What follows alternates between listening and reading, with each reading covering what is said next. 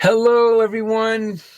I'm so glad I made it here again each and every week, becoming like a, a redundancy. I'm here every time. You click back and I turn right back on, and Lenny Fontana makes it back once again. Thankfully, it's been a rough week. Just to bring you all up to speed, I got word that Miss Kathy Brown is doing pretty good.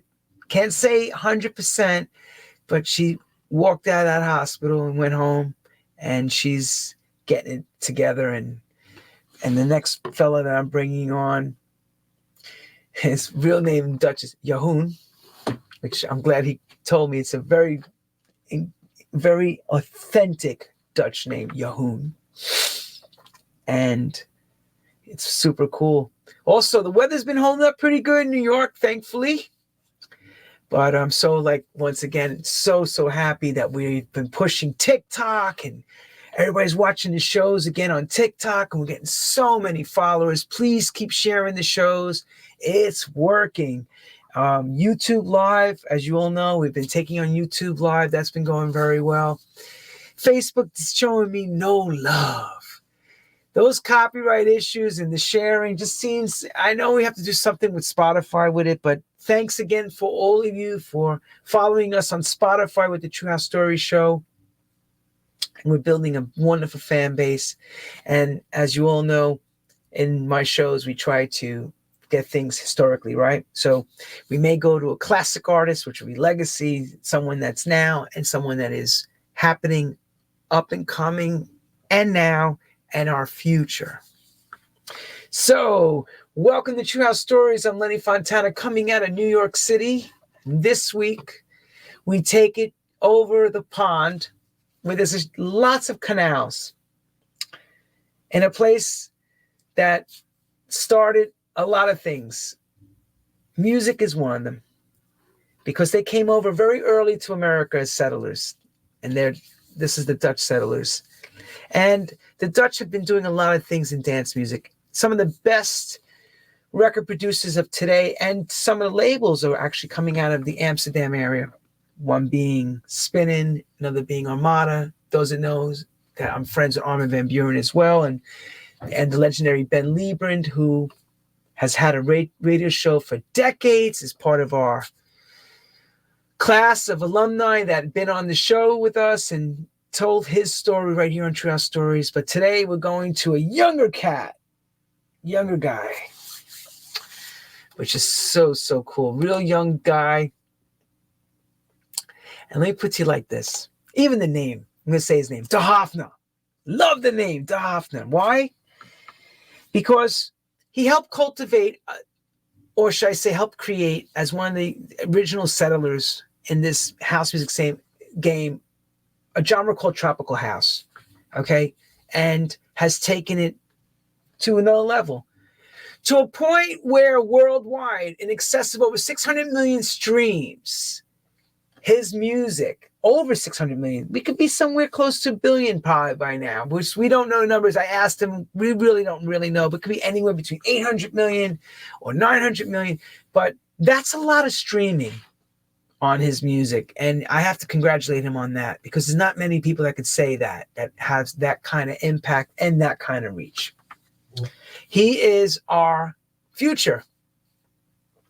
He plays festivals, he plays all the clubs in Europe. I asked if he came to America to do anything yet. He said no. I guess that's on his bucket list, and I would presume that will happen soon, before you know it. But with everything I could say is this: we must keep pushing our young guys, because they are setting the ways and standards to where we're all going and heading. So I'd like to introduce you all to the man himself, De Hofnar, on True House Stories. Welcome, my man. How are you? What an invite. Thank you. I'm doing very good, very good. And you? Tired and stressed and excited. I got you here. We had some crazy stuff today, but I made it here. I wasn't sure if I was going to make the show, but we made the show happen. The machine is on. And I wanted to say, everyone, send some positive thoughts to De Hofnar. His dad had surgery, which, thank God, he told me everything went great, but we want a speedy recovery. for his back. So let's Exactly. make sure, because he was almost not going to make the show today if something was not right. He may have called me and said no show today. But thank you to Hofnar, even though I know it's important. Your dad. I'm so glad you're here with us, and thank you again. So, to Hofnar, let's get right into it. Cool. Because I know you have a lot to tell us. When you were a young kid, okay, young, grammar Yeah. school. Yeah. How does music find you, the young guy? Um, it was like I think like a normal Dutch kid. Both of my parents weren't that into music, but the radio was always on. And when we went to on holiday to Spain or to France, there was always this like CDs playing in the car with mostly Dutch pop music. And I think like a while later in my life, I was introduced to house music or electronic music because like my dad and mom didn't listen to it. I think they only knew like Genkraft. You say Gangcraft or Ah, Kraft? no, the German how do they what Kraftwerk? Kraftwerk. That's the I one. said Yeah, yeah, yeah, Gangcraft. I'm yeah, like yeah, yeah, Gangcraft. yeah, I'm yeah, like, yeah, yeah, yeah. okay, I want to make sure I was close. Yeah, It's yeah, yeah. okay. So you had Kraftwerk playing on in the house. Ah, no, not that much, but it was Come more on, like man. it, What? my dad found it like interesting, and when we were talking about electronic music, it was only that band, you know. But okay, so your parents, of course, grew up at a time where soul music and the UK and what was that other radio station? Luxembourg radio was popular.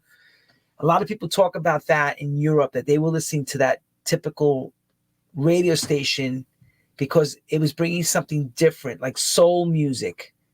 Where was that anything happening for you? I'm not sure they were like into soul music. It was What kind of music were just your parents like playing? just like the top 40 music, like the Beatles, the Rolling Stones, That's fine. like the typical What was on the radio, music. basically, right? Exactly, exactly.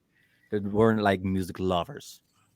Okay, so, But my mom always told to me when I was a kid, like maybe you can play the keys, it's fun, and I was like, nah, I want to play football and stay behind my computer. And now I regret it. you regret not learning how to play piano keys? Exactly. Yeah. Why? Why you still doing what you're doing? But what happened? Um. Like I can play the keys while I'm producing, like, but I don't like can read sheet music or um play something by ear. I'm always like very jealous when people just can sit behind the piano and just play the keys whatever they want, like improvise and stuff. It's just so inspiring. And I went to a lot of like piano classical music concerts too. I really like the piano as an instrument too. So you like classical music. Like the modern classic like Ludovico and Audi and stuff, the more like light stuff. Okay. So take us on the journey. So really football is really the number one thing for you at that time. You're playing football and games, Game Boy Yeah. and all that, right? Yeah, exactly. And that's also why I was introduced with music, because I was kind of like a computer nerd. So I always like downloaded this new software that was online or get a copy on my school. And then I had this like little CD with Magic's Music Maker, I think, Okay. and it was called EJ, the software. And I was just fucking around with the program and was making music when I was like 13, maybe 12, 13, 14. Was YouTube started yet at that point? I think it was Google Video here over here in Well, that's the Holland. question. That's where I'm alluding to my question.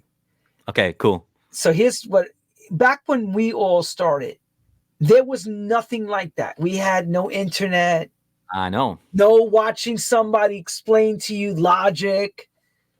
Did you have anybody help you, show you on the television, or I'm not sure. I only can remember that like my neighbor was maybe 2, 3 years older than me, and he was a DJ, and I was always like very interested in what he did, and but he was just a DJ at schools and home parties and that kind of stuff.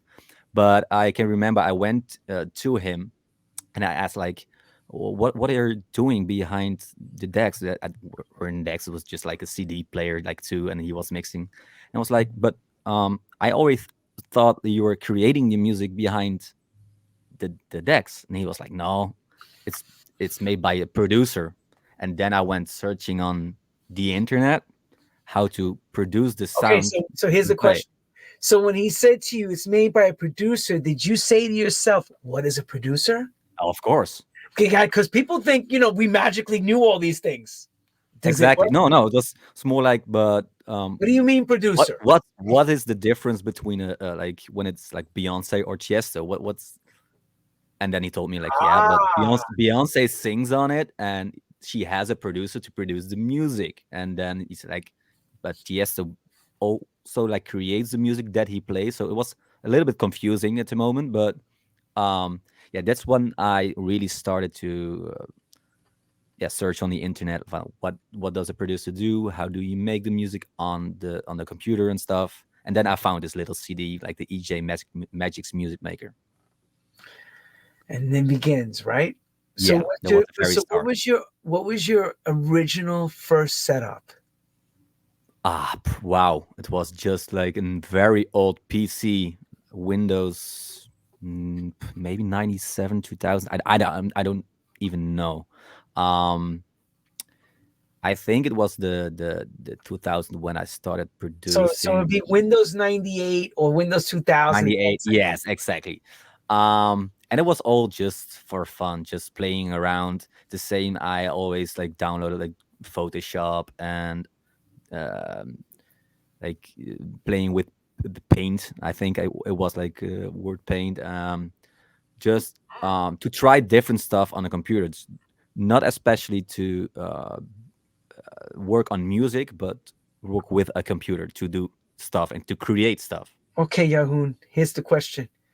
When you were basically just starting to test out your skills, what were you thinking about as far as your school level stuff? In other words, for career, what were you thinking that you were going to be doing for a career? Was it music, or were you thinking like you're going to become a lawyer or a doctor or some? Um, uh, I don't think I was busy with that at that moment, but I did go to school for to work in a laboratory, so it's very different. What kind of laboratory are we talking about? Like the CSI stuff Oh, like to get to forensic, steal your, like yeah, forensic stuff, you to see, you steal your actually. DNA to get you from a, Oh, yeah, that was. wow. And I always find it like interesting, and it was kind of cool, but in the end it was not for me and too technical. And I'm I was always like very interested in biology and stuff like that, but to do like every day, it's a very hard job. What qualifications do you need to become in school? Like, what's part of the prerequisite to become a forensic expert like you would have been? How much schooling was involved for you to go through all that to get it done? I had to school like every day, but I didn't go every day. I went to Ah! festivals and stuff, so that's one of the reasons I'm not a forensic laboratory. Expert. But how Yeah, many years? exactly. How many years you would have had to do that to get all the Uh, certificate?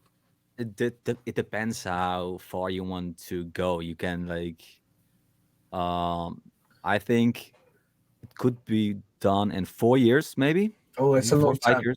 Yep. Yeah, it's a long time, and afterwards you can go more like Sure. specific on one. So it Special. depends. It depends. But See, it was planned to be 4 years. so mom and dad have this idea in their head that their baby boy is going to become a forensics expert. And Exactly. now what happens? There's a left turn that clicks and happens. Mom and dad sit down. Yeah, and they weren't very happy in the beginning, Let's have that but conversation. Let's have that conversation. Let me ask the question again. How did you go to them to say we are not going any further with school? We are stopping the school to do this music. Um, After the CSI study, I did another study, and it was in like media and design. Okay, good. So I was always interested in the computer and stuff, so that was more logical to do. Um, but in the end, school just wasn't for me. So when I told my parents I want to do music, they were relieved that I found something that worked for me. In the beginning, they find it like very hard to believe that you can make music out of it. But after I think maybe a half year, I already showed them I was earning the same money as I would do when I finished the study. So Okay, so again, you start doing your production work. You start working on the computer. How long does it take you before you get the first project ready to bring around to a record label? that's actually kind of funny because I wasn't producing music to release it on record labels or stuff. I just put it out on SoundCloud, and then the Okay, record labels were messaging me to release it. So take it one step back. When I was like 14, 15, I was just making this very typical EDM-ish kinda house. Like I was fan of like Hardwell and Laidback Luke, Fato Gonzalez, the Dutch guys, and can remember that Martin Garrix was releasing Epic, and I was like, nah, it's not my style of music, and right. all the DJs were going that direction, and I was like, nah, let's just quit making music. It was all for fun, and it's yeah, it's not that I want to be like this big DJ or stuff. I never hit any decks to play live, so I was like, nah, just delete like Fruity Loops. I was producing in Fruity Loops at that moment. Like, let's delete it, and we will see what happens next in my life. And then when I was used to go to like school, I went to a lot of festivals, and there I saw Baker Matt playing at a big festival. Mm-hmm. And then I was like, this is the music I like, Okay. and I don't think it's that hard to produce. So I reinstalled Fruity Loops on my laptop, Okay. and then I made this record. It's called Zonnestraal, and I showed it to my friends, and my friends were like, "This is good music. The rest you made was just garbage." And I put it on SoundCloud, and in like a few weeks, month, it went viral, viral, and viral. And then Crosswalk, French label, hit me up on SoundCloud to release it officially. Did everything go well with that contract and everything? I don't want to talk trash on the show, but No, here's what I want you to do. It's not talking trash. I just want you to no, be honest. it's just like when we're talking about it's all about tropical house today, right? Like how it came to life, and Crosswalk is one of the labels why tropical house is here. So that's why I don't want to talk trash about them. But a lot of guys the same as me, we signed the contract and had a little troubles later on in our career, to put it like this, because we didn't know about like options and stuff, Oh. So and did there they was did they like mention to you about getting a lawyer to look at it and that, or you just signed it? I Like, I was just like happy to sign it because how I old was were you never in it this? was I How think old? I was 20, Okay, so you weren't 19, underage. 20. Okay, so you were adult already. Yeah, Okay. yeah, yeah, yeah, yeah. And it wasn't meant to be the beginning of a DJ career. It was just meant to be like, yeah, let's put it out. I was happy that I can show my music to the rest of the world and maybe earn some money with it. But and then really just get records out. You weren't thinking about exactly, yeah, exactly. you weren't But it thinking about wasn't that like the contract wasn't that bad. Like when we're talking about like percentages and stuff, but there was just this little sentence that I had like to do 12 tracks with them in the future. Yeah, there was kind of a lot. so wait, so basically you signed a 13 track deal, like an Yeah, like almost an an album. album deal. Yeah, yeah, exactly. How did you get out of it? Um, Or how did you finish it, I should say? in the meantime, like after like a few months, I was getting signed with Spinnin, but they didn't knew about the contract. And later on, I was signed with Amara, and they didn't knew about the contract. So like 4 or 5 years later, they called my manager like, yeah, he has to do like 12 more tracks with us because he didn't send all these demos to us. And it was something like the Dutch law was a little bit different than the French law in like options here in Holland. It's like when you send it and they Right. don't accept it, you already sent the option. Sure. And in France, it was like you have to send the demo like the option, but when we don't want it, we want the next one. That's what they're saying to us. So there was like lawyers and stuff, and I think I did like 6 tracks more with them, and we're all fine with each other because they did a really good job making my music big and making the tropical house music big. At that point, were you starting to think about going out as a touring DJ, or was that something that was still far away to become, the main headliner DJ at these like festivals and stuff? And it went quite fast after that release because it was uh, this big tropical house hype. So I think a few months after my first record, Sonnestraal, went on SoundCloud and went official, I was already doing gigs in Belgium and France as a headliner. It wasn't that like the big festivals but I was like the headliner on the house show.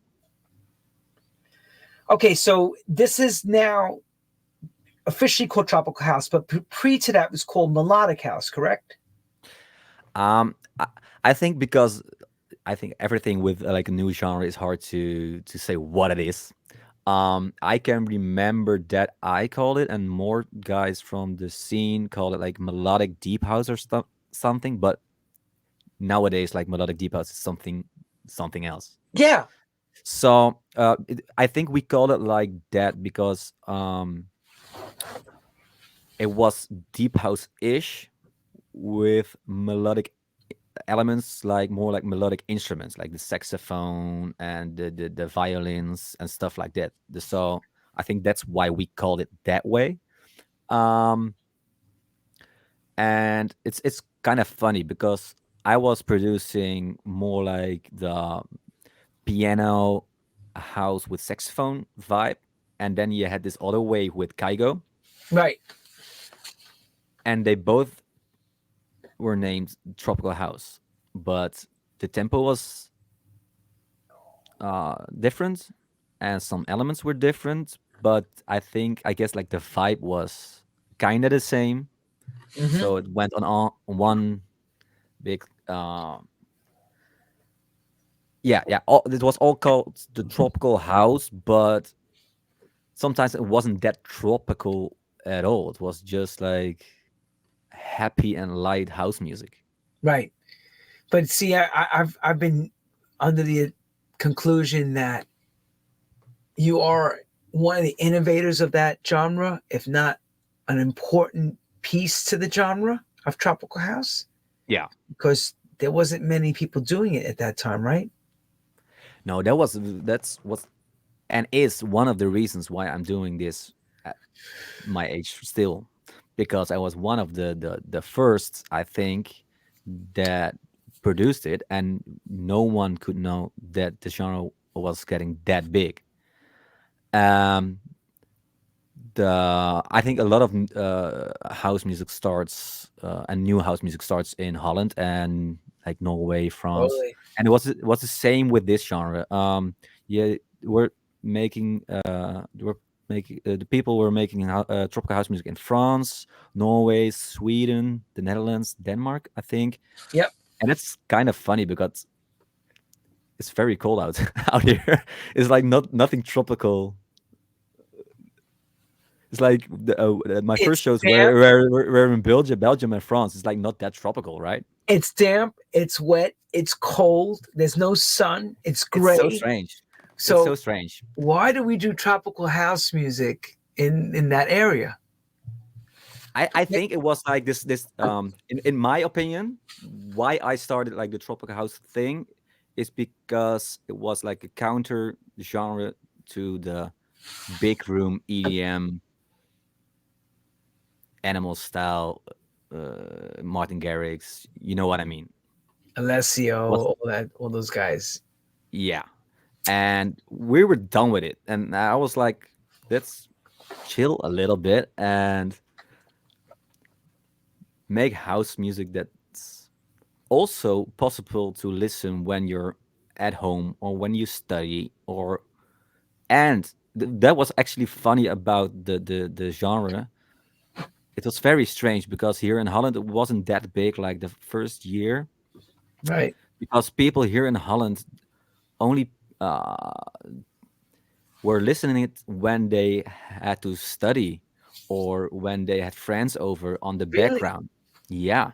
And in France, I was doing these headline shows and people were raving on tropical house music. So it was very strange for me that there's this disconnect between what the purpose of tropical house was for. Yeah, because that is strange. It's You know, strange, right? you Because it's, yeah, you're thinking about you're going there with the idea you're going to be doing electro EDM, and you got people going mad for your sound. that's crazy. Huh? You never know what's going to hit. No. The crowd decides why they want to listen to it and how they dance to it, how to listen to it, and where. So, um, yeah, that was in the beginning kind of funny, and also when I went bigger as a DJ, and I have still this problem. When I had shows in Holland, I had to play different kind of music Right? than when I played in the rest of Europe or the world because the first, I think, 2 years I was touring Europe, maybe one or two, three shows a year in Holland. And afterwards, I was doing the shows in Holland, but also in like Brazil, it went very big, the tropical house genre, and in Oh Asia and in yeah, Africa. Yeah, very big. but the I think the Dutch people never went that crazy on the tropical house music on like the festivals or clubs. But you're still getting booked to do it, right? In Holland to play those Um, sets or no? yeah, but I play like the like my biggest hits that why I was booked, and then I always had a build up to more. It was called deep house at that moment, but Yep. I thought deep house nowadays is a little bit different. It was more the underground side. I don't know if you know the names. Kulsh. It was like German music. Mm-hmm. Um, and it has the same groove, a little bit higher in the BPM, but still like with a little bit the same elements, but more like groovy. And in my opinion, tropical house sometimes stays a little bit too. How do you say it? Like, yeah, how the Dutch people were listening to it just to listen to it and not to dance to it that much as like more groovy stuff, more hard stuff. Sure, because it's funny when you mention about Germany. I know that part of Holland actually speaks German. Yeah. That I know. So it lends itself to have some of the German music and fashion and all that to that part. And when you were saying that, I'm sitting there going, I know this because I've heard this before from other people that lived in Holland, but they were influenced by German techno and Yeah. that music. That's it's like the techno from Dan had like this overlap between like the house, deep house, and techno. I was really into that as a person, so it had a lot of influence in my music and in my DJ sets too, and still. So in the beginning of physically DJing, did you start with the vinyl culture or you were already digital? No, it was very very digital because till my I think yeah till my very first gig as the Hofnar because the Hofnar was started when I was producing this new kind of music, and I never hit like a final or the Pioneer sets before. Okay. I'm not on like pub gigs or school gigs or nothing. And because I was going to those festivals and not studying and go to the pub a lot, I didn't have like any money at the moment. I had to do my first gigs, so my friends bought a Tractor S4. I don't know if you know it. It's like this console that you have to connect to your computer. Yeah, yeah. And I think, like one of my best friends did my bookings at that moment and is still my manager till these days. And he said to me like, let's put it like this. I had a lot of requests on my SoundCloud if I want to DJ on that party, but always said like, no, I'm just a producer. I'm not a DJ. And after like 10, 12 emails, we were drinking a beer, and he said like, just forward one of those emails to me, and I will reply to it, and maybe we can fix something. Right. And then like after 3 days, he said like, okay, in 1 month you playing a headliner show in Belgium for more than 500 euros, I think, for 1.5 hour. I was like, okay, okay, but I couldn't DJ, and didn't have the stuff to learn it. So my friends had to buy this gear for me You have to some nice practice. friends, bro. You got Yeah, man. Yeah, I'm very thankful. Yeah, Mr. J's got some really cool friends yeah. around him because my friends would have been like, "What are you out of your mind? I'm buying you." But they went to a lot of shows with me, and uh, I Well, think that comes the with the stories we superstar. built together are worth it. Yeah, but That I'm comes with I'm very becoming a thankful. superstar because there's some benefits to hanging out with the superstar DJ. Okay, so you get the first gig, and you have to learn basically how to play music, and you're getting all the music off the digital side and from the computer and everything, of course.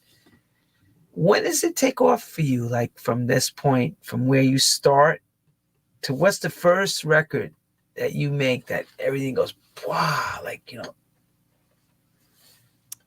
um, I think there are a few moments when my career really started, like kicked off. yep, One of those was like my very first one that I put out on SoundCloud. It was called Sonnestraal. Already mentioned it, yep, and that's because when you have a song on SoundCloud, sometimes on the right there's like this recommended yeah, section, and you had like Baker Mat at that time that was very popular here in Holland and also popular in France. And every time his record was playing, my record was next. It was because people were searching on it, but also because there wasn't that much else like in right. this genre. There's not a lot of that, and there's not a lot coming into that genre yet. It's So still yeah, so I was like, when you are one of the first ones, it's like this perfect combination between lucky and um I was producing the great stuff, but you have to be lucky in music, because otherwise like you can produce the best music that you ever made, but when people don't find it, it's nothing. It's like it's nothing. But did you have to do anything as far as any kind of? I don't want to say it like this, but I'm gonna put it out Ah, there. Don't be yes, yeah. insulted. Don't be insulted. But No, no. let me put I it know. out there. I think that the direction is clear. People think, and I've seen this from other numbers. Like you'll go to someone's site, a SoundCloud site, let's just say, for example, you'll look at their followers and they have a million plays, no comments. A lot of people are buying fake buys. Did you have to do any of that in the beginning of your career? No. And And not saying the music is bad that they're doing. That that's they, very, in my opinion, is very strange because I had a profile maybe of like 100 followers and they weren't that active. And they were just using, at that time, you can use like the right tags to be found. Nowadays, like SoundCloud is one hell of a jungle. At that time, it was just the beginning of SoundCloud. right. And I built my career on SoundCloud. And I must say, also because of I think it was already in the beginning, this the gates when you want to download my track, because it was all free download. Yep. If you want to download my track, Mm-hmm. you had to follow my SoundCloud and my Facebook and my Instagram. And Wow. I'm not sure Instagram was already there, but yeah. So in like in 1 year, I had like 50,000 followers on Facebook without any doing any gigs, only because people were downloading the music. Wow. That's awesome. You know, again, to even get 5,000 now is tough. You It already had is. it. You had 50,000 back then. Because because you go on some of these guys, these younger producers, and you look at their numbers, and you go, well, how do they have 900,000 followers?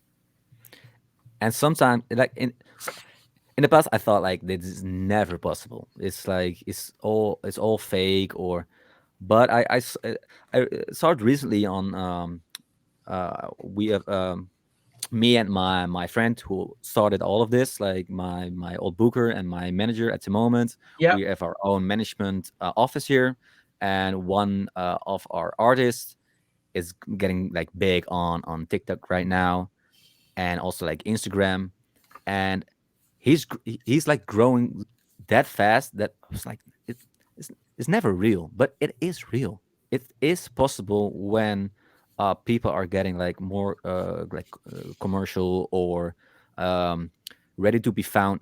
It is possible to grow fast. I had the same thing. It's happening with one of our artists right now.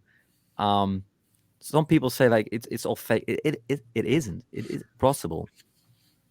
Still, it's still today. Yeah, like it's still possible today. Yeah, no, I believe that. But you know what? With all the fake buying going on and Yeah, all the yeah, yeah, yeah. fake this and fake I that, must say, I must say, one of the reasons why SoundCloud wasn't that popular, like let's say 5 years ago, there was like this moment. It was one hell of a jungle, and no one was using it anymore. I think nowadays it's getting popular again, but was because of the reposting battles. I don't know if you ever heard of this. what do you mean the reposting battle? Maybe I did, Um, maybe not. like let's say like I've got a 100K followers, Yep. and you also have a 100K followers. Right. I, when I post a track, I ask you to repost it, and when you have a track out, I will repost it. Oh, I see. So you guys are sharing your lists. Exactly.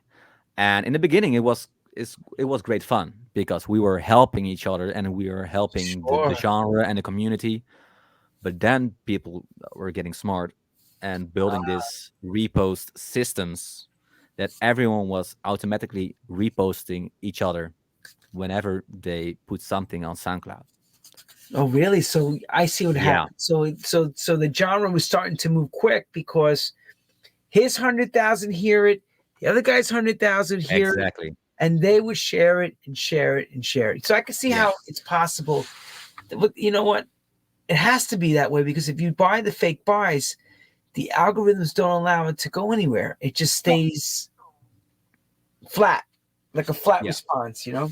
So for the artists who were already big on SoundCloud, it was great fun. But for the new generation, it was very shitty because they didn't get fined. because it was all of the same artist, or were reposting again. Oh wow. Do they okay, so people understand, do they fine you now for that stuff? You mean like SoundCloud is? I'm not sure. Uh, when I was more releasing like officially, I only put things on SoundCloud to be found on SoundCloud, and um, never did like the marketing stuff again on SoundCloud, and also didn't do a lot of bootlegs anymore because I had to do things Oh, officially with the right, labels now.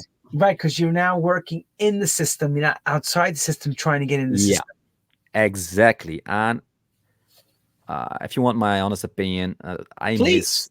I miss the old days that you just create this little bootleg and went viral in one day, and now I have to work with like top liners and stuff, and people in the studio and contracts, and the people are want a higher percentage, and then the label doesn't like it, and then you're like 2 years further and nothing happens. Oh man, that's terrible. And but it happens. It's It part of happens, yeah. So sometimes a little bit jealous of the old Hofnar, how he used to work. But I'm more skilled now, and I love the people I work with, and met all those great producers and singer songwriters. So, sure. um, but sometimes I look back at to myself at my like as a bedroom producer, Really? Oh, really? just doing stuff for fun and put it on SoundCloud. And when it got to place, I was happy, but when it doesn't, it was like, oh, who gives a shit? See, that's something that, it's tough because when we were all starting to make music, we cared about every part of it. Now it's kind of become an expendable thing where, it's more about the gig than the actual music in a Mm, sense, where the music used to be the driving force for the artist to gig for the music. It's all reversed now. It's yeah, definitely, you know? yeah. It's. I think it's a little bit the same for me. In my opinion, when I started DJing, it was because people liked my music I produced behind my computer. So it was my project, and maybe the promoter just liked me, and the crowd didn't know me. Right. And nowadays, and it's logical, but sometimes it's hard to see the wrong people at the poster because they're just like selling tickets and not there for the Yeah. music. But I don't want to sound like this old dude, you know. But in the beginning, the promoters were booking more the new stuff and what they liked, and Yep. not what the crowd liked. hmm And that to me is something where you have to believe in yourself as an artist Yeah, and you have say, to be I don't, strong. right. You have to be a forward person. Like that foot has to come forward and say, you're going to like what I'm giving you Yeah, and not be always afraid that, oh, I'm going to lose what I created because that's not what music is. Music is a heart thing. It's a creativity thing. It's something that just happens. it's It's not true, always good. but the bills has to be paid. So sometimes you have to find this What's the compromise. bill? Wait. Yeah.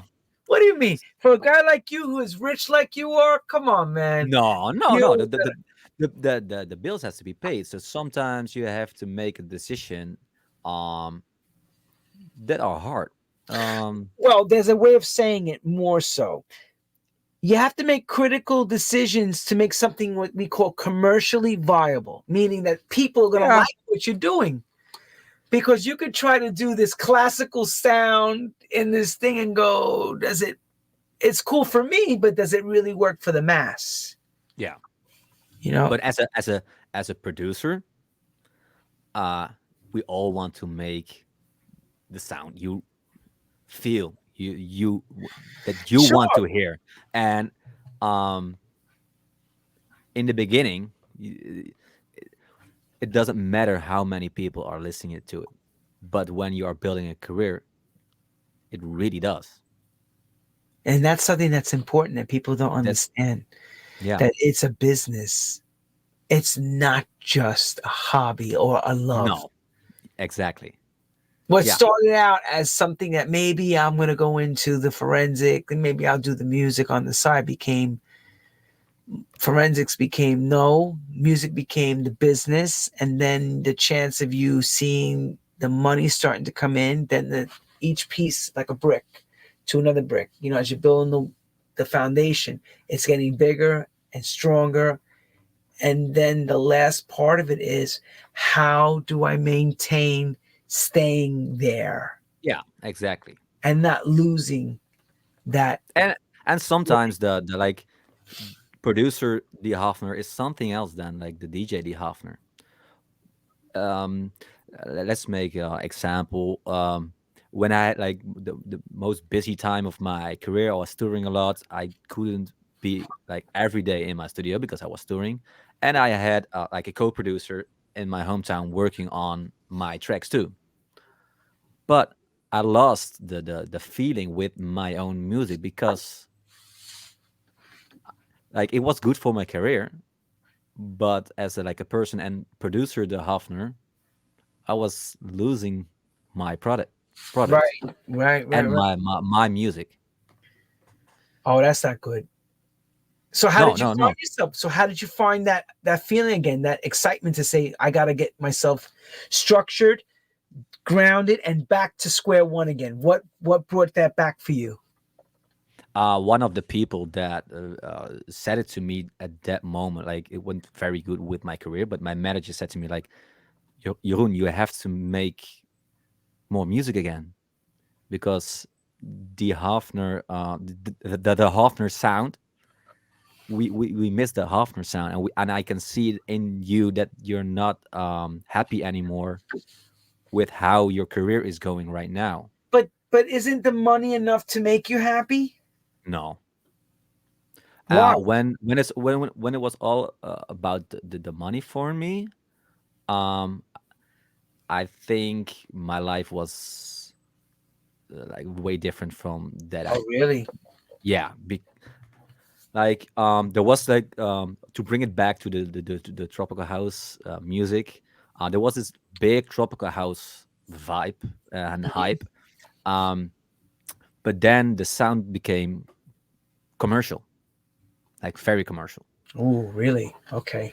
And also you could hear it in tracks from like Justin Bieber, I think, and it was like more towards the like the pop music, like the elements of the tropical house. Yeah, And there was you were hearing that in the radio records. Yes, in the very exactly. commercial. Right. And then when I was getting booked for like festivals and stuff, I was still playing like house music, like tropical house with house music, So deep what house. happens? So what happens when you play it at a big festival like that style? Do people stay with you dancing, or they stop dancing, or they expecting that tropical house sound only from you?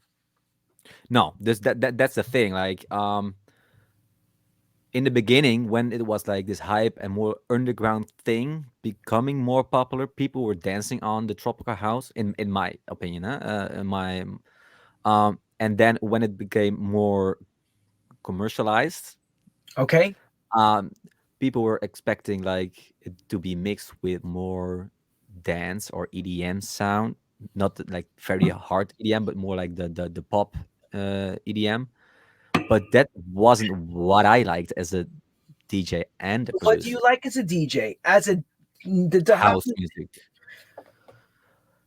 like everything in the house Axwell? spectrum. You mean Axwell? All that stuff? That house music? Real Uh, banging? let's say more. I had like my problem is after 2 years I'm getting bored and then I'm into something else. So like deep house I really like Ah, so you like deep house house? music.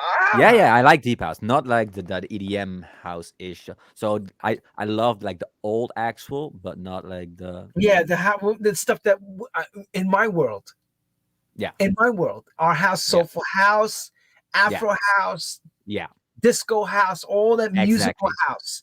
Yeah. Oh, see, I didn't know. See, they don't know. People don't know that about you. They think it's only one track you stay on. No, no, yes, no, that's not the thing. So I Ah, like very and nice. everything that goes more to like the techno side I also like, but the old techno, not like the 150 BPM techno from now. The train. I find techno today, when techno was out first time around, it sound to me like deep house. Yeah, Techno now today. yeah. Yeah. When I listen to techno, when you say techno to me from back in the day, it's like it's like real fast, banging hard. I'm like, what happened to techno? Where did techno? That's not techno, that's deep house. But I understand we have changes and everything is so It genre. changes, Oh, yeah, and it changes so fast these days.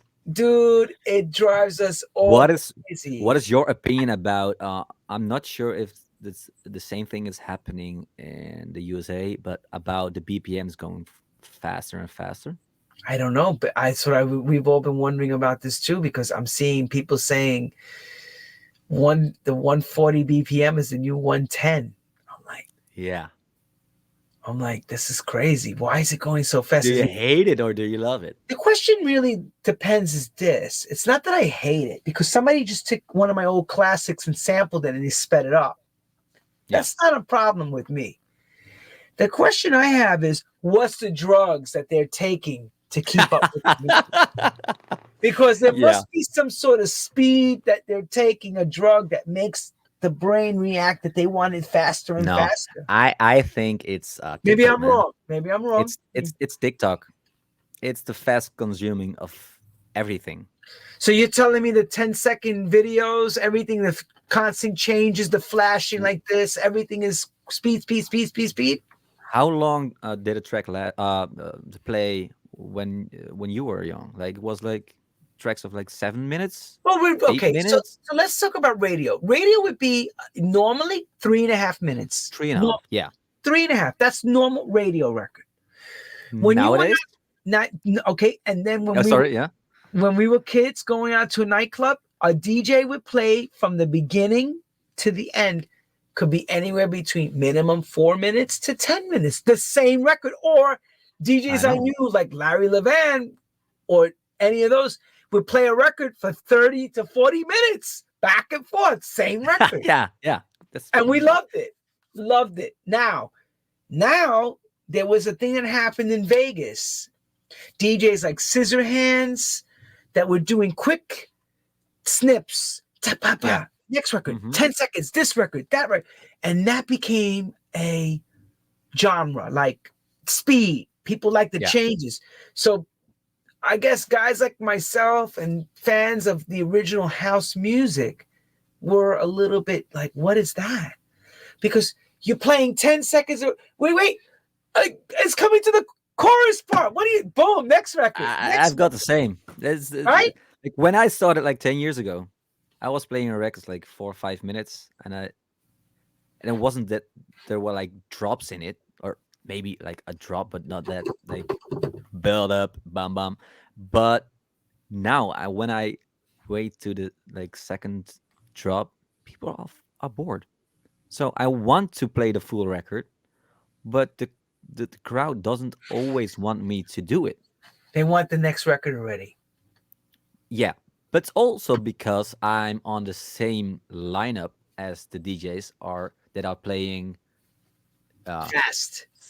fast. Yeah, So like what tempo? 10, 20 seconds drop, breakdown, and Okay. I'm more like telling a story. Let the beat play. Let have the room to let space for dancing and not just build up, drop, build up, drop. I hate that. So what BPM when you're with these guys are you normally picking up from? What, like the other guy? What's he leading No. you at? I wasn't talking about the BPM. I was talking about the how fast they mix. Like Well, then with that, can go okay, from no, one record to no, the we know other that. one. We know they're doing quick changes, like quick Yeah, mixes. yeah, But how exactly. fast are they playing the records? Would you say what tempo? Um, I have to be honest. I'm one of the guys who are playing the records fast at the moment. That's okay. So what are you playing him at? But so, um, when I started like 10 years ago, I started my set at 115 or 18 That's BPM, slow. and For I me, that's slow. Go ahead, keep that's going. that yeah but that was like the tropical house Genre. vibe Yeah. genre, and there were not that many tracks, and so you had to pick the tracks you liked from the selection that wasn't that many. So Right. Right. sometimes you liked the tracks that were slow in BPM, and they sounded not very good when you sped it up. So I started maybe sometimes at 115 or 118 and never went higher than I think 125 or 126. Okay, And that's cool. I always built it up. So it started slow and went more hard and fast at the end. But after COVID-19, um, people were crazy to party here in Holland and Europe. So Really? when I started on 125 and I quit it on finished on 128, 129, and last year since like 1 year I started at 128, and sometimes I finish at 140, and it's very crazy because it's it's from like a creative side, it's a cool thing because you can do more stuff and you can put more records in different genres in one set, because I always like build it up. Right. I'm never going back or the quick changes between like an urban track or house. It's always like house or techno. Mm-hmm. But especially when you're playing like 2 hours, you can build like tell the story and get people like in your train, and that's what I found very cool these days. And when I look at other DJs on the lineup, they're doing kind of the same, but not. Maybe they stay at 128, 130. So are you also seeing DJs playing with the pre-mix sets too at these festivals? In other words, their sets are already pre-made. You're still doing it live, right? You're still playing live. I always did live. I never. I didn't say One time I yeah. I want yeah. So it's just a funny story. I one time I had a gig in, I think it was Germany, and every time I was mixing between the decks, there was like a technical issue that it's like this crackling sound, and people were looking at me like how we can fix this. And I was like, no, I don't know, I don't know. And then I was like, yeah, I have this like mixtape on my USB. I never told this anywhere. I, I, I have this mixtape on my USB, everyone right here at first. You have stories. and Shh, shh. I put it on this mixtape and faked for like 1 hour, I think. Did you do this? You kept But trying the mix come. You were like, put your hand up, yeah, put it down.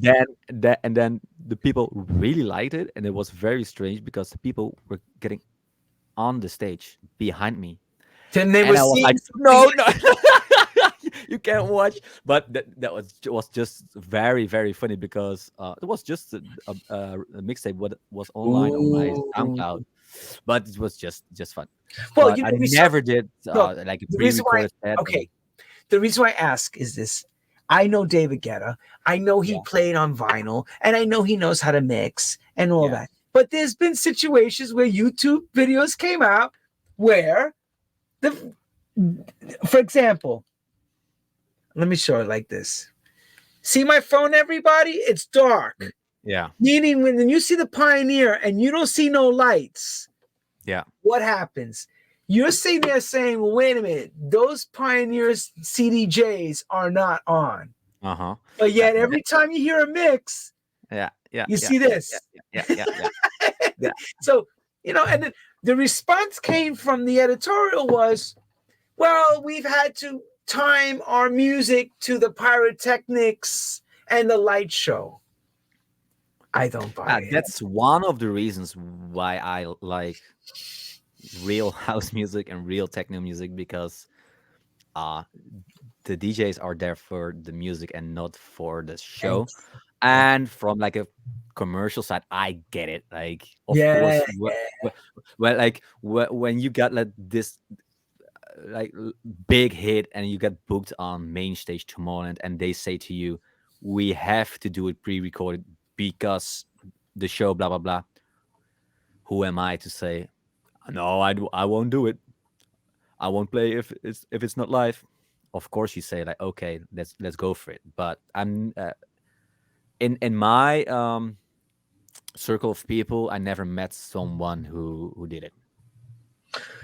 Okay, good. Now, so Zonastral becomes pretty big. You start Yeah. getting out there. You did your commitments. What's the first big artist that takes you to the top? Like, what's that record that with a song that you really go, wow, this is huge now. This is big. Yeah, there were like Or a series of records. yeah. There were like this YouTube music blogs. They had a YouTube channel, but also like an internet blog, and they were writing about music and stuff. And there was this channel called Mr. Suicide Sheep Okay. was very very big at that moment, Uh-huh. and in that time people were really talking about the music. Also, when they're not into producing music, it was finding new music in this specific genre and stuff, and it was posted on this channel on YouTube, and I Okay. was refreshing the the tab on my computer, and it went from like 10,000 listeners to 20,000, 30,000, 100,000 to like a millions in like such a short time of time. And then I thought like, wow, this is going huge. And it was called, I think, Vogelvlucht, the record. And after that, I did a bootleg of John Legend, All of Me. Um, Someone told me like you have to listen to this record, and maybe you can make a bootleg out of it. Um, I made this little bootleg on Fruity Loops at that time.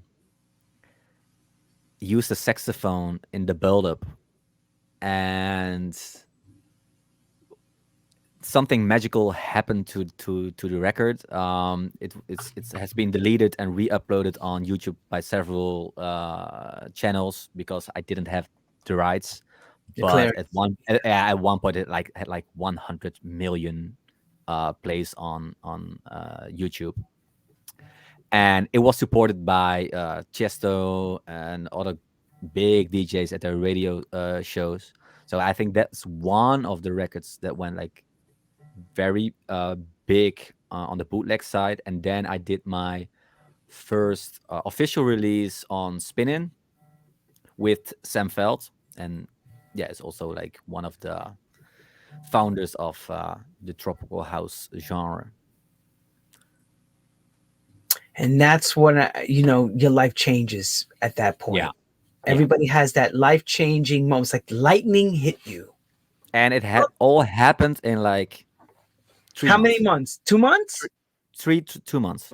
2 to Like 3 months. So how yeah, long did you work to get to that, what we call that overnight moment? How long are you working to that moment where everything goes boom from the it's hard. beginning? It's hard to say because I already told like I started when I was 14, just Right. So for fun. 14. So Okay.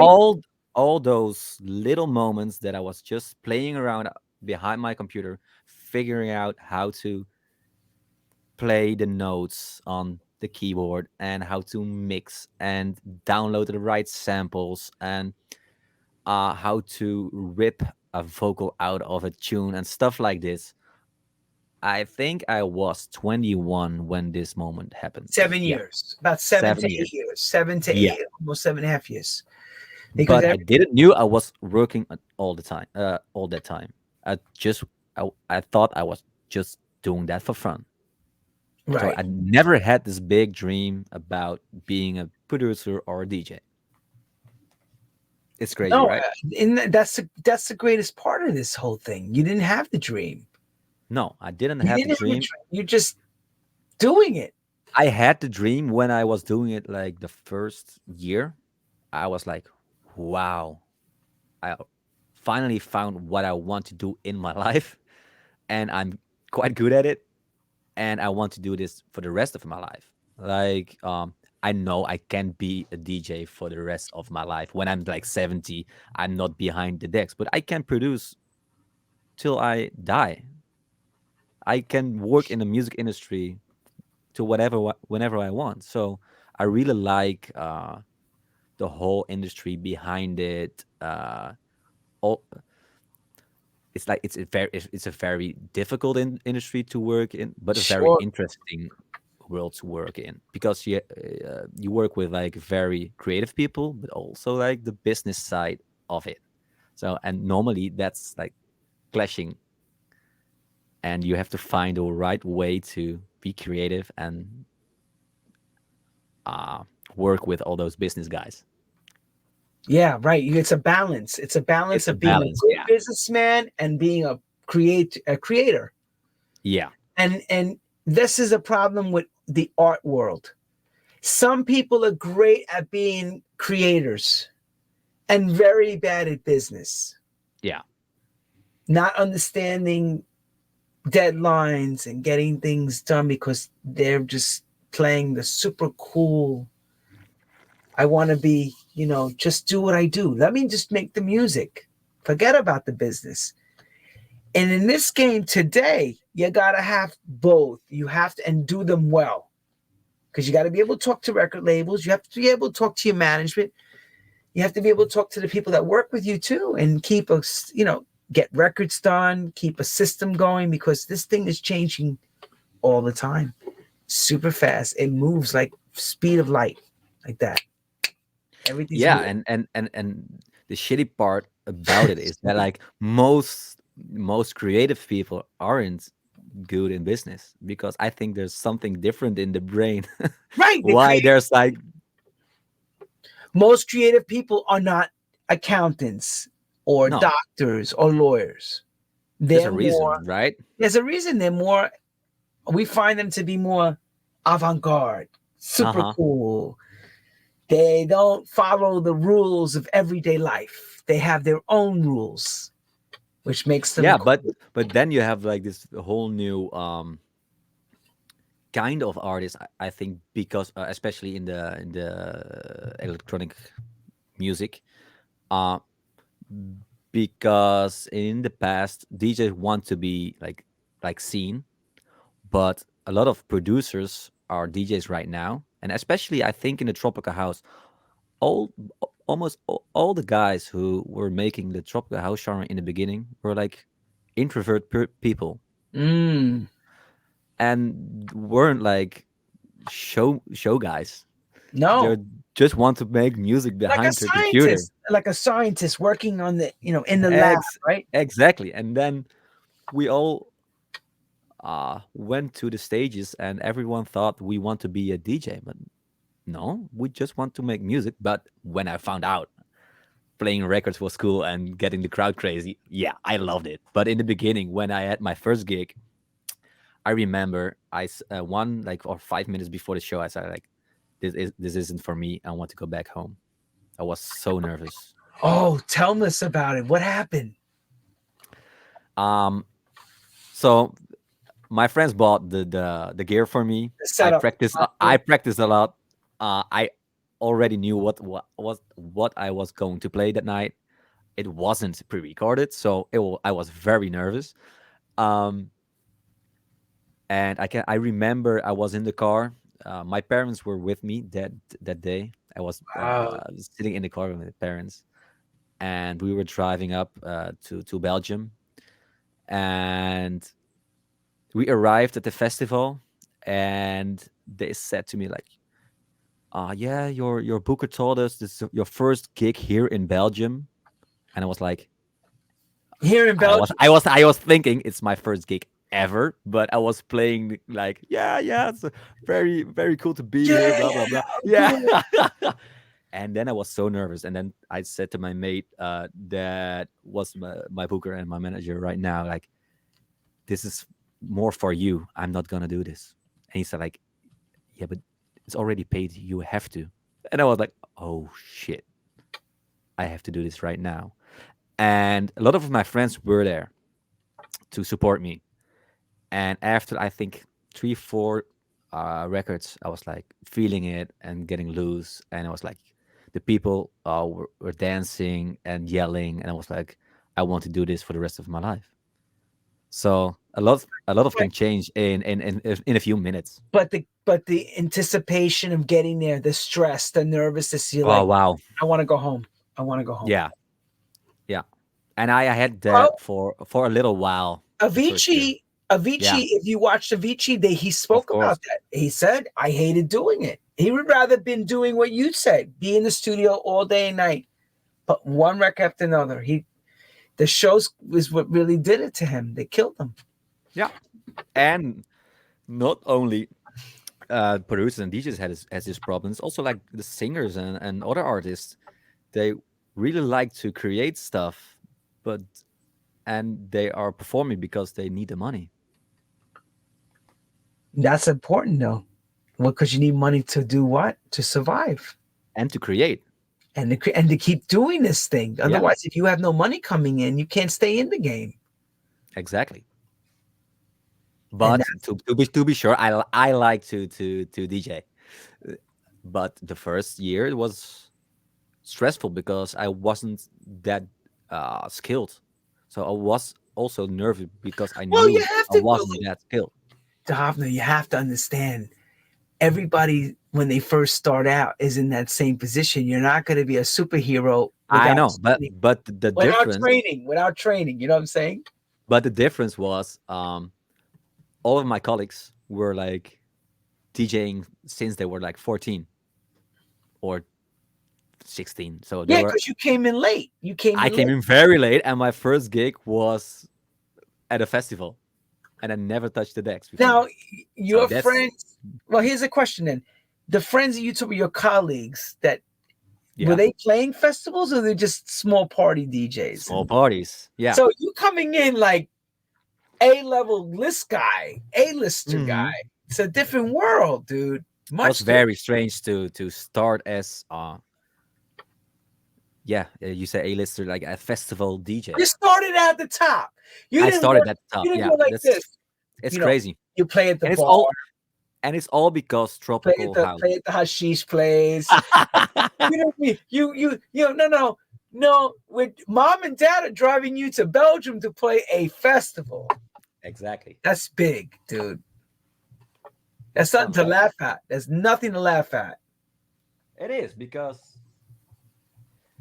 because it's a story that you don't hear a lot. Okay, Dahafna, here's something I wanted to bring out. Yeah. A lot of the EDM guys, producer DJs, are not making their own records. They're getting people to ghost. Yeah. Are you doing everything from scratch yourself, everything in the studio, or do you have a team of people now that you're working with today that you start making records with?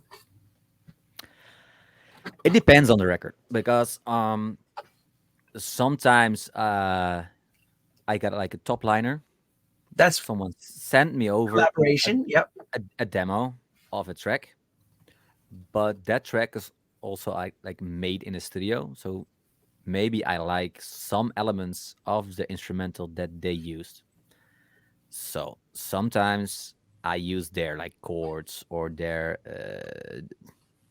a little clap or a transition sound, but most of the time I do everything from scratch. And I'm on the other side of the table.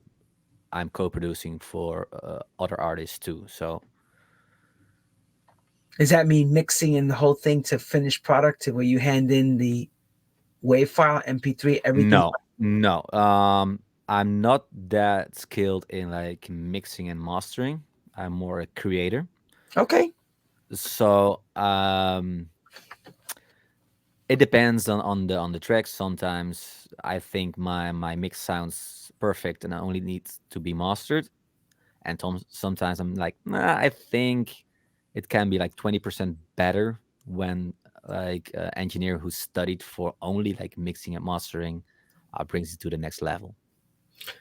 Do you think it's healthy to work with other people, or do you think it's good to stay but just on your own? Um, no, it's always good to in my opinion, it's always good to work with other people, and also because sometimes like stuck here in my studio, and it's good to invite other producers or songwriters or singers, or visit another studio to not only to collab but just to make uh, music, and then afterwards you will see if it's for you or someone else. Gotcha. Um, I want to bring this up because I know you work with an awesome American artist, um, Okay, friend of ours that came out of New York, Kathy Brown. Katie Brown. Yes, and you did a really good record. Not in her style though. It's not her style. It's your style, which is super cool. You But the think it's my style? well, I think it's more towards your style. Yeah, it lends Because itself. the, But what was the thing, people people? were saying like it's not tropical house. In my It, opinion, it's but more it's not a trouble. mix between house and tropical house, or Right. It's what I call. Let's use the word hybrid, hybrid. Okay, cool. Yeah. meaning meaning it 50% lends itself that way, but yet it's still 50% the other way. Uh huh. It's not like a soulful American house record or Afro house No, record. So let's no. just let's clear that up. Yeah. So okay, so I just want to tell everybody, those that have been following the show know that Kathy Brown recently just went through a health major issue, and we're sending her prayers. She was diagnosed with stage 4 lung and brain cancer. And I know I don't want to do this, but I have to do this. Guys, if you can help Kathy Brown out, go to the GoFundMe page. Defected in many of the companies are giving her loads of money. She needs all the help she can. And Hofnar worked with her. I worked with her. She's a doll. We love her, and we wish her the best. And I had told him today off camera when the show started that Kathy Brown is battling for her life. Like whenever any of us dealt with cancer, and I'm a husband of my wife, I'm a cancer survivor. It's a tough battle. So, to say the least, tell us about the Kathy Brown story, because I had to bring her up. How did that all come together for you? I have to think about it, but I think let me check how this record came alive. I think my manager get in contact with her, or her manager or publisher. That would have been Shannon or Buck's I think publisher. so, Yeah. yeah. And they sent over this top line, but it was a little bit too soul for my uh, For your genre, not for how you not make my taste, but for the yeah. genre and for the what people expect from me, what I produce, and what the labels want from me. So, and but I want to give it a shot because yeah, what a Why voice, right? not? Right? Why not? What a And why voice. not? And y- y- you must know, like a lot of top lines I work with it, and it doesn't work, and you go on to the next one, and this one got stuck in my head, and I was really fun to produce. And I remember I was producing the track, and another producer was rocking around the studios here, and he came in, and he was a very good piano player, and he did some very cool chords on it, and I used that on the record, and I wanted to do a little bit more like a housey vibe, Yeah. but in your opinion, it's hybrid. Um, uh, yeah, like for me, sometimes it's hard to say when it's something like. I think it's more easy for you to hear it's produced by me as the Hofner. Well, it comes back to that same thing we said a little while ago. How far do we make it so it's commercially viable for the genre? Yeah, yeah, yeah, Because yeah, you yeah, could take it really far, and it's like it loses the concept of the style of you and the sound of what people are used to hearing. yeah, So you have to kind of find that, what we call it, that 50% mark. It's like, up, no more. That's it right there. yeah, yeah. And I was was doing quite a lot of shows for Happy Feelings. It's like a concept party here in Holland, and there were it's all about like house with a happy vibe on it, and and they had just created a new label, and I thought like this will fit that label, and let's go for it. Yeah, let's give it a roll. Let's make music that I like. Oh, and that's how it came together, and the record did really well. And good on both of you. Congratulations on that. Moving forward now, I'm going to bring to today because I'm glad he shared that with us that moment, and we wish Kathy Brown the best, of course. Um, you're working on a new concept album. Yeah. Let's hear where are we going down now? Are we staying in the tropical house vibe or are we going away from it? Where are you at in your life now as a musician musically? As I already told you, I'm in my especially in my shows, I'm at the higher level of the BPMs when you can call it still like house music. 125. And no 130. Everyone I breathe. only said 130, and uh, I'm flirting a lot with like hard house, Okay. and not. I think there's a lot of how do you say, like, different subgenres in hard house, but I don't know if you know like club hats. No, I don't know Cupheads. No. You have to I'll check them find out. out now that I know about it. Yeah, that's We'll it's a very typical sound. There's a Dutch DJ and producer duo from back in the day, and they had this specific sound, that like the club head sound, and it was like I think from the late '90s and early 2000s. It has the dunk in it, and it's like the dunk thing in there in USA or not. What do you It's mean? like a dunk is an offbeat bass, No, I uh, never. No. like what Calvin Harris did with his new tracks. Okay. The bass on the halftime. The Okay. So it slows down. no, Yes. it's like, yeah, like it sounds a little bit stupid, Yeah, it's on the but upbeat. That. upbeat. Exactly, Yes, on exactly. the because that's what And threw me off when you said on the off. I'm like, no, so it's on yeah, the yeah, N2, N3, N4. It says on the end. yeah, exactly, exactly. Okay, got And it. then the bass sound sounds a little bit as if you slap on something with like a tube. Gotcha.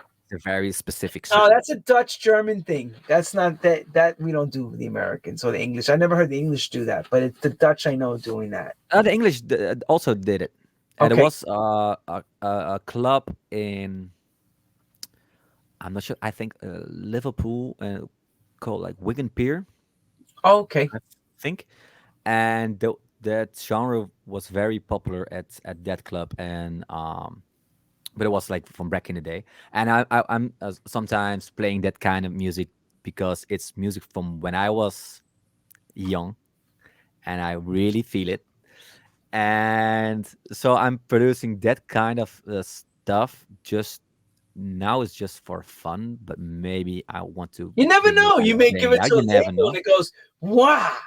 And for the rest, I'm producing like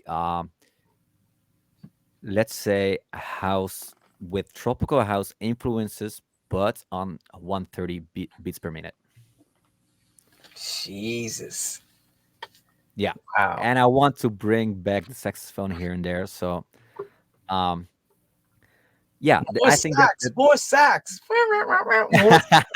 Man, more sax. Now, I is was it a little bit actually, bored. do you Yeah. have a real sax player coming in or are you playing it on the keyboard, the sax parts? When I started, it was just sample packs, man. It Oh, was now? just the sample CDs. Yeah. And the funny part was you had to be quick when every time there was like this new sample CD out there, you had to be like the first one with the best samples, because 1 week later you're on SoundCloud or There's YouTube and 1,000 you're people have the hearing same sax, the same sax. exactly. But when you're the first one and never was, no one's will use that part of the sample pack. But later on, I was lucky to perform and record with like one of the best saxophone players here in Holland. So everybody has a start. You start with sample packs. And then Yeah. you grew.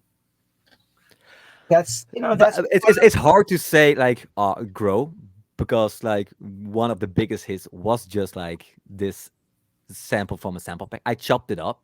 I made my own version of it. well. We're But gonna say we're gonna say you've had success, but you've also said, you know what? I don't want to just take things from samples. I want to get. no, I want to be more creative and See what I'm be more. saying? You want the Yeah, yeah, yeah, creativity part. It's not yeah, like exactly. it's not an insult. It's when No, I no, say I growing, meaning this is that was then. I want more now. I yeah. you're in that position. You can do it.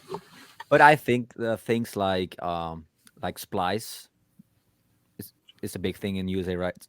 Also, right, for producers, it's a good thing because people can produce fast, and people are introduced to producing uh, on a younger age than maybe uh, when I was young.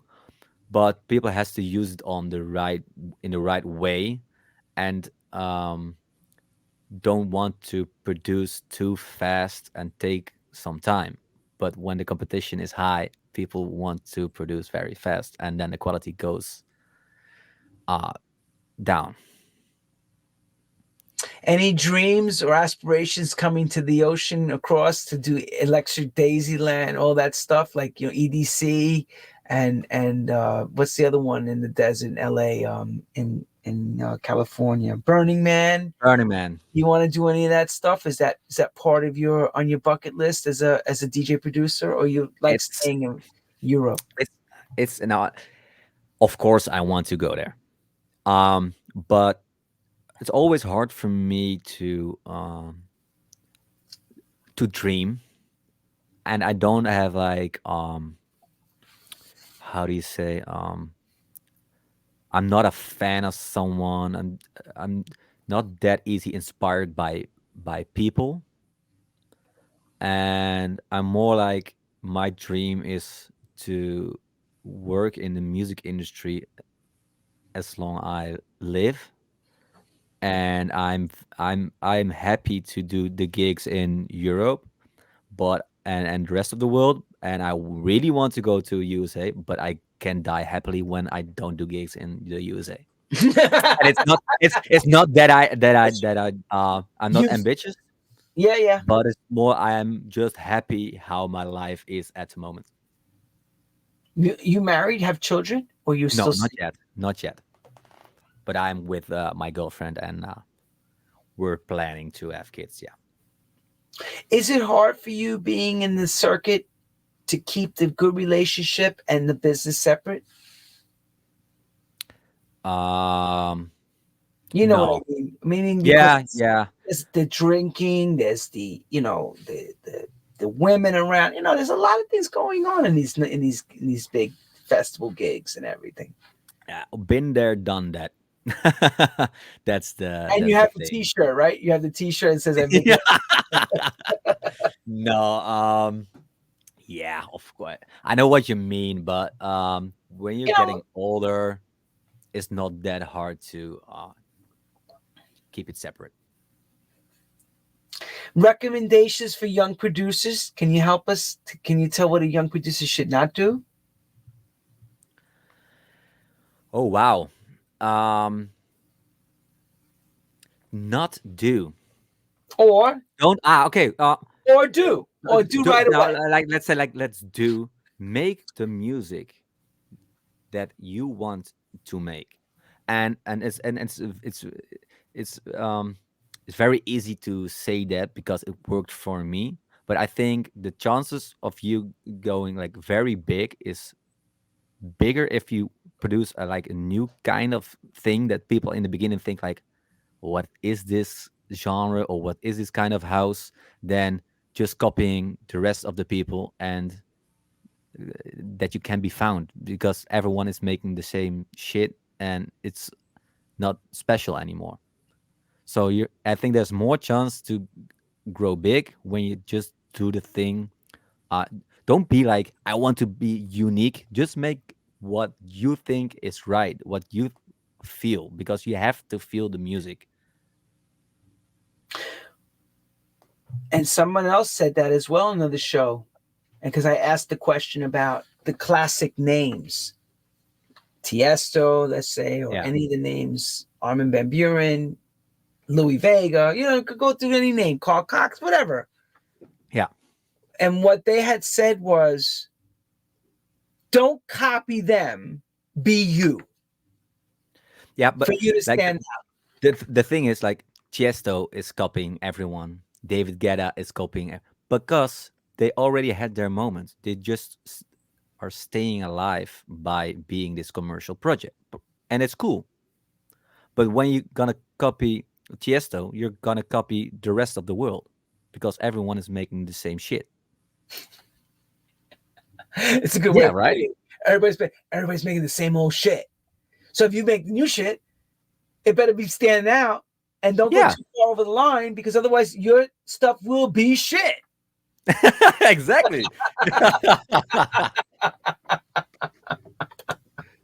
Children, remember, eat good and go to the bathroom, but don't make bullshit. Oh man, that was great. And we want to say to you, keep doing what you're doing.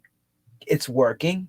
Don't ever stop, because there's no reason to I stop won't. until they tell you not to do it anymore. And take the risks and push the envelope. You must Yeah. keep pushing. Otherwise, you know what happens? We get all bored and then it becomes a job. And that's not what we want. We want it to still be something that you say, this is incredible, right? Uh huh.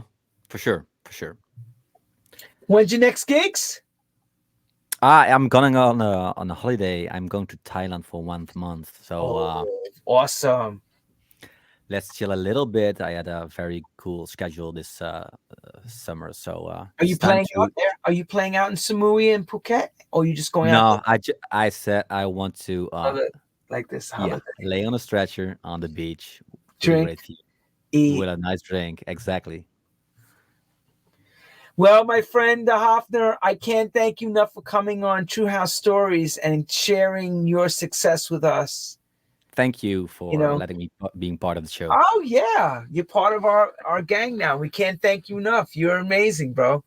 The king of tropical house music and one of the creators, Mr. De Hofner, right from Holland, giving us some stories and helping us share what made him famous and popular. Congratulations, my brother. May you have another 100 years of tropical house success. And wherever you take this genre to, we'll be following you. Thank you, bro. All right, everyone. Next week, we'll see the Burrell Brothers, New Groove Records, how it all started, house music in the early 90s, late 80s. They're going to be right here. I got them. Can you believe it? Because everybody always says, man, Lenny, you know everybody.